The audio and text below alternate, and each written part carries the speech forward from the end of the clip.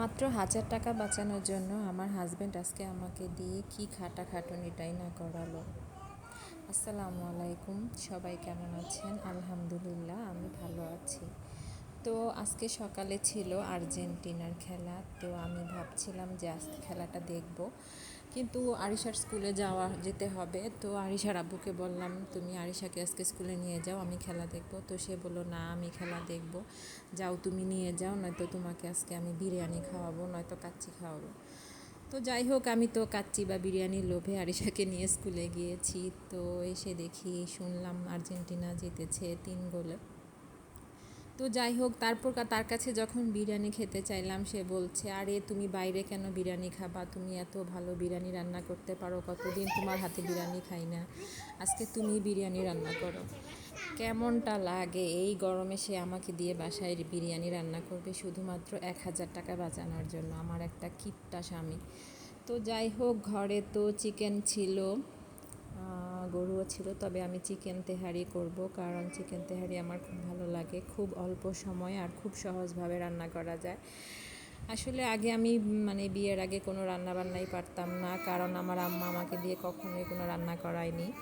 সব রান্নাবান্নাই আমি আমার শাশুড়ির কাছ থেকেই শিখেছি, তবে এই বিরিয়ানি রান্নাটা আমি শিখেছি এক বরিশালের ভাবির কাছ থেকে। তো ওই ভাবি যদি আমার এই ভিডিওটা দেখে থাকেন, তবে ভাবিকে বলছি, ভাবি আপনি যখনই বিরিয়ানি বা তেহারি রান্না করি আপনার কথা আমার মনে হয়। তো যাই হোক, এখানে আমি বিরিয়ানিটা প্রথমে এই তো বেরেস্তা করে নিয়েছি অনেকটা পেঁয়াজ দিয়ে, কারণ বিরিয়ানি কিন্তু বেশি করে বেরেস্তা করলে ভালো লাগে। আর চিকেনটা ভালো করে ম্যারিনেট করে রেখে দিয়েছিলাম। আর বিরিয়ানিতে কিন্তু রসুন অল্প, কিন্তু আদা বাটাটা একটু বেশি দিতে হয়।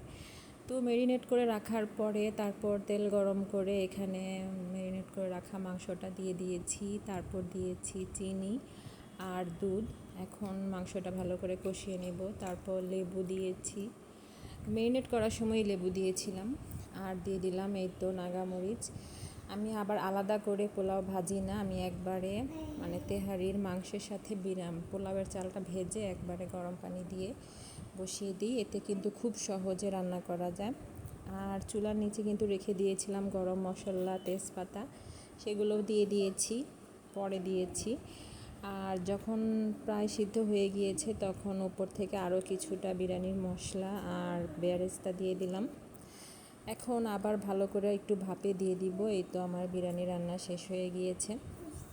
খুবই সহজভাবে রান্না করেছি, যারা ব্যাচেলার ভাইয়া আছেন তারা এইভাবে বিরিয়ানি রান্না করে দেখবেন, খুবই টেস্ট হয় এবং খুবই অল্প সময়ে রান্না করা যায়। তো তেহারিটা হয়ে গিয়েছে, এখন এটাকে আমি সার্ভ করে দিব। ডিম সিদ্ধ করে নিয়েছি, তো তেহারির সাথে ডিমটা কিন্তু ভালো লাগে, সাথে কাঁচামরিচ দিয়ে দিলাম। তো প্রথমে প্লেটটা আমি আমার আরিশার আব্বুর জন্য সাজিয়েছি, তো এই তো তাকে দিলাম, সে খেয়ে বলল দারুণ হয়েছে, বিরিয়ানি খেলে তো অবশ্যই কোক খেতে হবে। তো আরিশা গিয়ে তার বাবার সাথে গিয়ে একটা কোক নিয়ে আসলো। এই তো, সবাই ভালো থাকবেন, আল্লাহ হাফেজ।